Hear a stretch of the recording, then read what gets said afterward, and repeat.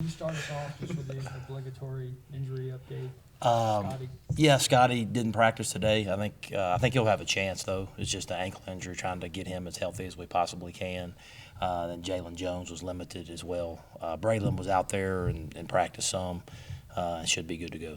How do you go about getting these kids used to the weather? I mean, you go throughout fall camp and it's 100 degrees and Yep. now it's kind of flip-flops. Oh, just getting out there and getting in it. That was important today. Yesterday we didn't, just with the field, the grass being a little bit wet. I didn't want to risk an injury. But today and tomorrow we'll get out there and get in it. And, once you get out there and get moving around, it's not bad. But it is important to throw and catch some in the cold weather. Yeah. Vectoricus.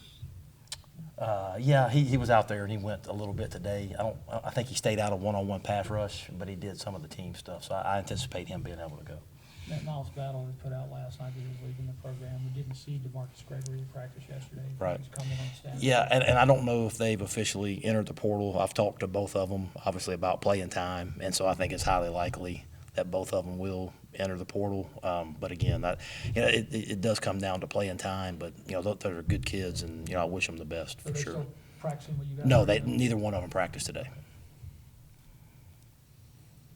A lot of those guys in Hartsfield's class kind of endured some pretty lean times, and a lot of them didn't really sign up for Right. it when they got here. As a guy that you took over as interim head coach, what does this class in particular mean to you? I mean, again, we've been through a lot together, so it means a bunch, and I just so grateful and proud of this senior class and everything they've been through. They're a resilient bunch, and they're mentally tough, and just I want so badly for them to go out the right way, but definitely a special group for sure.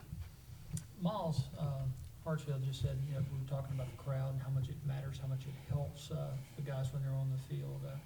What can a really good crowd do for you on a home game? You know what? We've been fortunate. Our home games, especially the night home games, have all been great crowds, and I think our defense has fed off that. So I think, obviously, from a recruiting standpoint, there'll be several good recruits. Obviously, the atmosphere helps in that regard, but also the team feeds off that energy. And playing against the number one team in the country, I mean, this is for fans, for players, for coaches. This is why you sign up, is to play and to coach in games like this. So it should be a super good atmosphere. We were talking to Austrian yesterday, just looking back on when you gave him the 38 and all of those honors. Just what stood out about him for that, and how has he kind of handled it? I mean, you're obviously looking for certain type qualities, but the thing about Austrian was the way he came to work every day. I think the kids really respected that, and if he doesn't ever really say much, but if he did stand up and say something, people would listen.